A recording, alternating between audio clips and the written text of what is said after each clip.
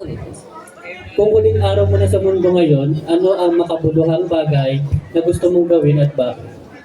Thank you so much for the question. With all your respect, sir, I prefer to answer the question in English, regardless if you've answered it in Filipino. Tonight, ladies and gentlemen, I was asked if there's one thing that I will be doing, if it's already my last day, what would it be and why? Ladies and gentlemen, I grew up in a family wherein we are not rich. We are not poor. My parents are farmers. Magsasaka po ang aking mga magulang. And if ever that it's going to be my last day, I would want to treat my family to the best experience that they might want to experience. It can be traveling, it can be them eating food, it can be them going anywhere. For as long as I will be able to let them experience the things that they were not able to experience while they are still alive. And I hope that regardless if it's already the exchange of my life, kung kapalit man po ng buhay ang mabigyan ko ng kasiyahan ng aking mga magulang, that's okay. I would prefer to have that. It's because given the way that they have raised me, the way that they have allowed me to grow up in this world with full of acceptance and love, I think they deserve all the right treatment in this world. Good evening. Okay, candidate number 6, this is my question. What is the difference between equity, gender equality, and women's empowerment? Okay. Again, my question is, what is the difference between gender equity, gender equality, and women empowerment?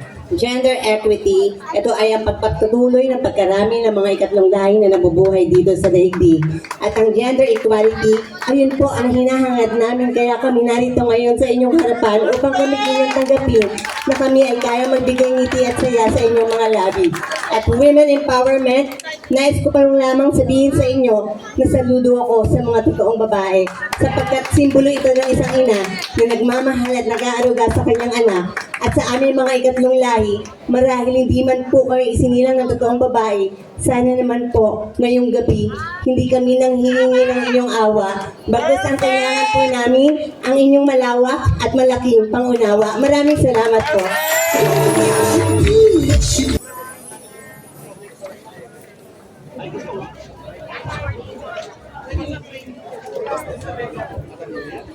Hello po.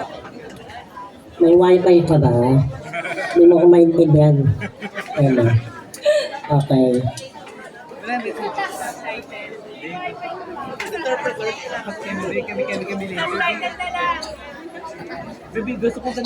Tagalogin ko lang yung tanong ko. Ha?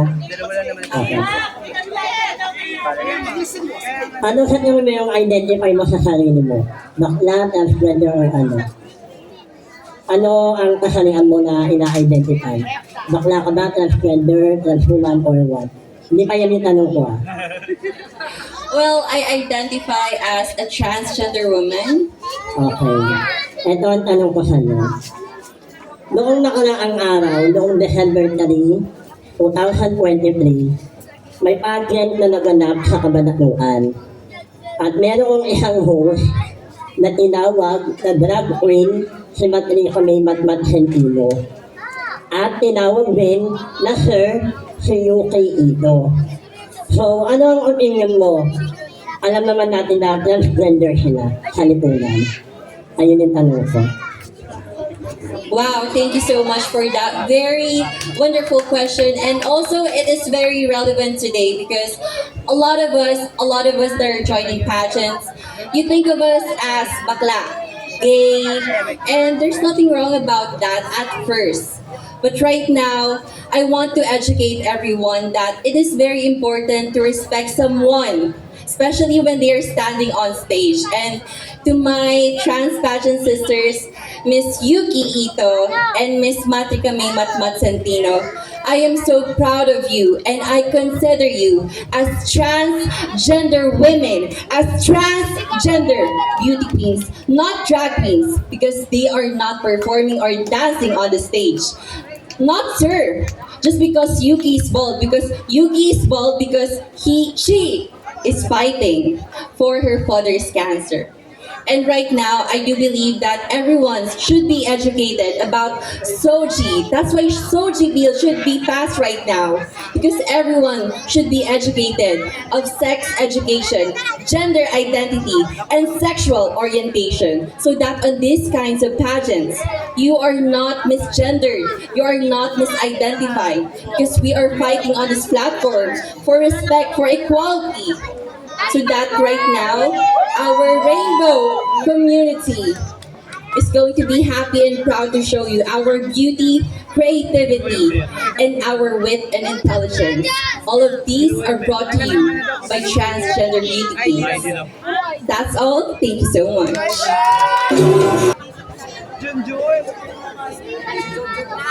My question. It's James James. My question is, in a world where love becomes a crucial aspect of discussion, what do you think much more important? Is it the heart or the mind? Again, in a world where love becomes a crucial aspect of discussion, what do you think is much more important? Is it the heart or the mind? Para sa akin, di ba? Para sa akin, mas importante pa rin ang utak. Dahil naniniwala po ako, kaya tayo nag-aaral, kaya natin na-experience lahat ng mga bagay-bagay sa mundong ito para maging maayos at matuto tayo sa buhay. Kasi kung paiiralin natin lagi ang ating damdamin, hindi tayo matututo. Dahil wala pong paningin ang ating damdamin. Pero matututo tayong tumingin sa buhay at magiging matututo tayo sa buhay kung lagi nating gagamitin ang ating isip. Sabi nga nila, bulag ang pag-ibig kasi lagi nating ginagamit ang ating puso. Pero pag palagi nating gagamitin ang ating utak, walang sino man ang pwedeng bumaba at magbaba sa ating mga tao. Dahil naniniwala po ako na kapag palaging puso ang ating paiiralin, hindi tayo pwedeng magpantay-pantay. Lalong-lalo na kapag kamag-anak mo, dadaan ang puso mo. Pero kung palaging utak ang paiiralin mo, palagi tayong pantay sa paningin lahat ng tao. Yun lamang po't maraming salamat. Number Good evening po. 5? 7 po. Candidate number 5? 7 po. 7? Apple Morales, okay. First and foremost, in behalf of Councilor L.A. Asistio, ipinaparating po niya ang kanyang malugod na pagbati ng Happy Fiesta sa Barangay 117, 118, 119, at ganun din po sa organizer ng patimpalak na ito. Taga saan ka? I'm from Valenzuela. Valenzuela, okay. Nakita natin lahat kanina yung candidate number 14 na pinakit niya yung kanyang boyfriend or jowa, right? Nakakalugod na ang isang bating na tulad natin niya ay may nagmamahal na isang tulad din nun. Ang tanong ko sa iyo is this, naniniwala ka ba na nananatiling option pa rin tayong mga bading sa buhay ng isang lalaki? Okay. Ladies and gentlemen, naniniwala daw po ba ako na tayong partner ng LGBT community ay nanatiling option sa ating kapasidad? Naniniwala ho ako na kailanman kaming parte ng LGBT community. Isa sa mga dahilan kung bakit nagkakaroon o bakit nagiging maunlad ang ating bansang Pilipinas. Bakit? Dahil ang iilang parte ng LGBT community ay isang magaling na guro, magaling na doktor, magaling na abogado. At dahil sa kanilang kapasidad, nagkakaroon po tayo ng magandang aralin sa ating lipunan dahil sa kanilang inspirasyon na ibinibigay nila sa atin. At bilang isang bakla na nakatayo sa inyong harapan, hindi tayo dapat maging option ng isang lalaki. Bakit? Dahil tayo po ay nilikha ng Diyos na punong-puno ng pagmamahal at kailanman ay dapat ibigay sa ating mga ginawa ng tao. Dahil lagi mo natin pakakatandaan, ang Diyos ay nilikha ang mga tao dahil sa pagmamahal, dahil gusto niyang ipakita na ang pagmamahal ang susi sa lahat ng kahirapan at kapasidad dito sa bansang lipunan. Naniniwala ho ako na kailanman ay hindi magiging option ang isang bakla sapagkat kami mga parte ng LGBT community ay maaaring mahalin ng isang lalaki. Dahil minsan na rin po ako nagmahal ng lalaki at minsan na din po siyang tumayo sa aming harapan. At minsan na rin po siyang nagpitbit ng aking gamit papunta sa aking laban. Minsan na rin po siyang nagturo sa aking mali. At minsan na rin siyang naging doktor sa aking paggagamot. Minsan naging guro upang turuan ako ng tama. Hayaan niyo po akong pakitin ang iisa kong boyfriend sa loob ng 4 years. And this name is Christopher Tasara. At ito po ay nangangahulugan na kami parte ng LGBT community ay hindi bastang option dahil kami po ay isang susi ng pagmamahal na dapat tanggapin sa lipunan. Because always remember, ladies and gentlemen, love cannot be seen, love cannot be touched, but always love, sometimes reliable, but always love as someone person realize na ang pagmamahal ay hindi hinihingi, hindi pinagdadamot dahil ang pagmamahal ay binibigay sa taong gusto kang mahalin. Dahil lagi yung natin pakatandaan, hindi ka mabubuhay kundi nagmahal ang iyong ama at ina at hindi ka isisilang kung hindi ka mahal ng Diyos. Lagi yung natin pakatandaan dito sa ating mundong ginagalawan, mananatili tayong nagmamahal because always love is the best relationship in the world. Dahil sabi nga ng wika ng Miriam Defensor, kapag wala ka na sagot sa wika, sa mahirap na tanong, isagot mo ang salita pagmamahal. Because love is always there. Give it love. Estabilio.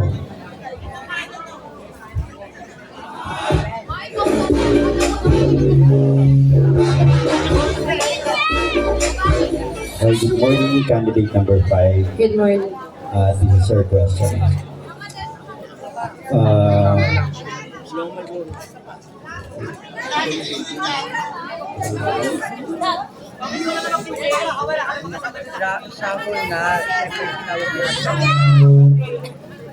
Kung sakaling dumating ang panahon na magkatotoo ang huge solar storm about internet blackout sa buong mundo, sa tingin, handa na ba ang bansang Pilipinas para sa panibagong problema ito?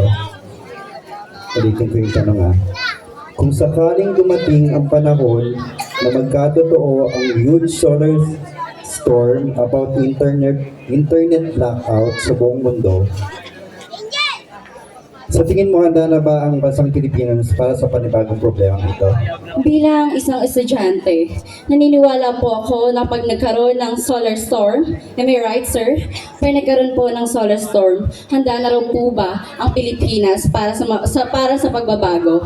Naniniwala po ako, sir, na kapag nagkaroon po ng solar storm, hindi po handa ang Pilipinas sa pagbabago. Ngunit ito ay kanilang tatanggapin. Alam naman po natin ang makabagong teknolohiya ang ginagamit natin upang sa pakikipagkomunikasyon. At alam po natin ang internet ang nagsisilbing platform po natin para makapag-inspire ng mga tao. Maraming salamat. Pabor ka bang babaan ng gobyerno ang edad ng mga kabataang pwedeng ikulong at kasuhan at bakit? Well, thank you for that wonderful question that you given to me. Well, the question that you given to me, I answered directly. No more other punchline, no more other way to express all the things we do. Well, kung ako nga daw po ba itong tanongin, kung ako nga daw po ba ipabor, kung bababaan ko ang edad ng mga kabataan na pwedeng makulong sa mga gawain nila. Well, para po sa akin, opo. Bakit nga po ba mga minamahal kong manonood at minamahal kong hurado? Simple lamang po. Dahil karamihan ho sa mga kabataan ngayon ay nakakagawa ng mga krimen.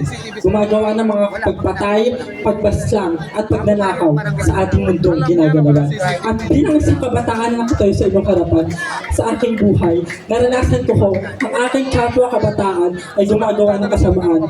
Ngunit ang mga kabataan na yun, hindi ho nabibigyan ng hustisya ang kanilang ginagawang mga krimen dito sa ating mundong ginagalawan.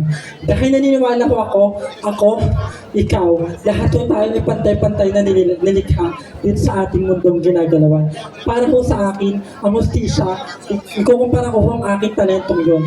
Dahil karamihan sa mga kabataan ay nakapatay at nagnanakaw.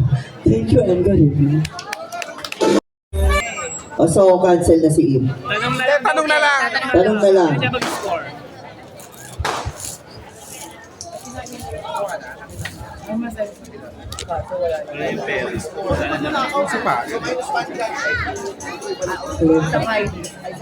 Hello, me. Hello. Ang tanong ko po ay, sino kumuha ng bag ko kanina? Charot. Hindi, tanong ko na lang po, sige, dahil sa ganitong senaryo, dahil ganitong nangyari sa akin kung ikaw po ang nasa kalagayan ko, ano mapipil mo po? Na naiwan mo po yung bag ko sa barangay at nung in-announce po na ID na lang, lumutaw din sa barangay. So, okay, hindi maaalis sa ating isipan, hindi maaalis na masakit para sa atin na mawala ng isang gamit, lalo na kung meron tong mga mahalagang bagay katulad na lamang ng cellphone, pera. Ngunit nais ko lamang, ayoko pong saktan ng iyong nararamdaman, ngunit nais ko lamang pong maging totoo, bilang isang tao, responsibilidad po natin ang ating mga gamit. Kasi hindi natin pa pwedeng isisi sa iba kapag nawala to. Kasi lalo na kapag pera yan, mainit yan sa mata. Kapag cellphone yan, mainit yan sa mata. Kaya para po sa akin, bilang isang tao, responsibilidad po nating ingatan ang ating mga gamit at mga bagay-bagay na meron tayo. Dahil hindi po natin pwedeng isisi sa iba kung nawala man po ito. Dahil ang kasalanan at kakulangan ay nasa ating sarili. Naway sa nangyaring ito, may natutunan po kayo. Lagi po natin tatandaan, kapag may nawala, may mas malaking kapalit. Maraming salamat. Ito parang iiyak. Ano yung yata nawalan? Ay, may twist. Ano yan? Ang plot twist siya ang salari. Siya ang Yung aledi niya. Tawagin na natin si candidate. Good morning. Do you think plastic surgery is a good option for people who do not have natural good looks? Come again, ma'am.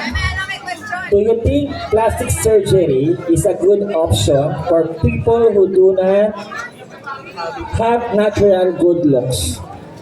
Nais ko po, hindi na po ako magdudunong-dunungan sa ganitong uri ng katanungan dahil nais ko lamang pong magpakatotoo na ang tunay na kasagutan ay hindi nanggagaling dito, bagkus nanggagaling sa kabusilakan ng ating puso.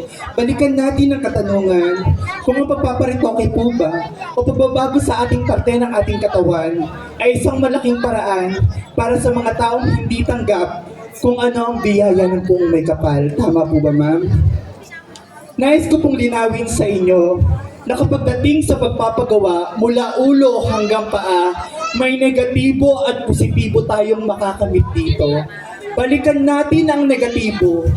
Maraming magsasabi na hindi mo tanggap ang ibinigay sa atin ng buong may kapal, kaya naman ikaw ay magbabago o magpapagawa sa iyong muka, sa iyong katawan, o kahit sa ang parte pa ng iyong pagkatao. Ngunit ang positibong talikdan para dito, na kung ito ang paraan para makapagpataas ng kampiyansa mo sa sarili at para ipagmalaki mo ang sarili mo, bakit hindi mo gawin ito para maging masaya ka bilang isang tao? Alam ko lahat ng mga kandidatang nasa harapan ninyo kanina ay hindi sapat ang ganung itsura noon. Ngunit lahat kami ay magkakakilala. Lahat kami ay nagpagawa. Lahat kami ay may kanya-kanyang pinagawa para sa aming sarili. Sapagkat alam namin sa sarili kung ito ang kayang paraan namin ipagmalaki kung ano at sino kami upang humarap ng kaaya-aya sa maraming tao. Magiging masaya kami sa kasuktulan ng aming buhay. Lagi po namin iisipin ang tunay na sinabi ng aking maestro nung ako'y nasa kolehiyo pa bilang isang magna cum laude. That solus populus es supremalis. Kung isasalin natin sa wikang Katagalugan na anumang itsura o wangis ng iyong itsura o katawan. Kung ito ang makakapagpaghabag sa iyong kalooban, ito ang tamang paraan para maging masaya ka bilang isang tao. Pagpaumanhin niyo po kung ako ay hinihingal dahil ako ay gumawa ng talento, ngunit ang aking kasagutan ay galing mula sa kaibuturan ng aking puso. Magandang gabi. Question ko, kung bibigyan ka ng pagkakataon na gumawa ng isang batas, anong batas ito at bakit? Again? Sige. Kung bibigyan ka ng pagkakataon na gumawa ng isang batas, anong batas ito at bakit? Okay, first and foremost, as one of the young contender tonight, judges, I don't want you to expect with my answer, but allow me to answer that question based on my own intellectual capacity. So allow me to answer your question based on my own opinion, perception, and decision regarding on that question. Ang katanungan ay umiindayog po sa ganitong uri ng pamamaraan. Kung gagawa nga daw po ba ako ng isang batas, ano ito at bakit? As a part of the youth of this society, ang batas na gusto ko pong ilikha is yung po ay ang equal rights for each and every individual regardless of our differences. Why do I say so, ladies and gentlemen? As a part of the LGBT, even I am a youth, or even I am a bata, I always face discrimination. I always face criticism because of my gender identity. That's why I would like to pass the law or to pass the or we should always to implement the law which is the anti-discrimination, or what should I say is equal rights for every individual. Because as a part of the LGBT, ladies and gentlemen, we should always be equal here in our society. We should be equal to everyone. We should be equal for equal jobs for everyone. Bilang isang batang kontesera po, ako po ay estudyante sa umaga, kontesera sa gabi.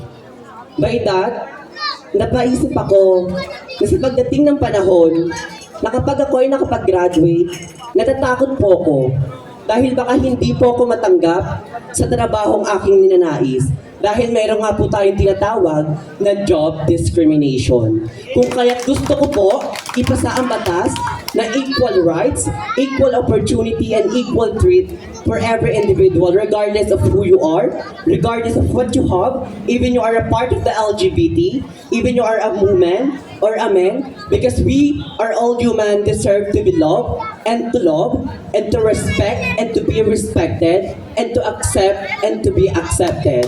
Because after all, even we LGBT, even we part of the LGBT, we can conquer our dreams in life because we LGBT are still exist nowadays. Thank you and good evening.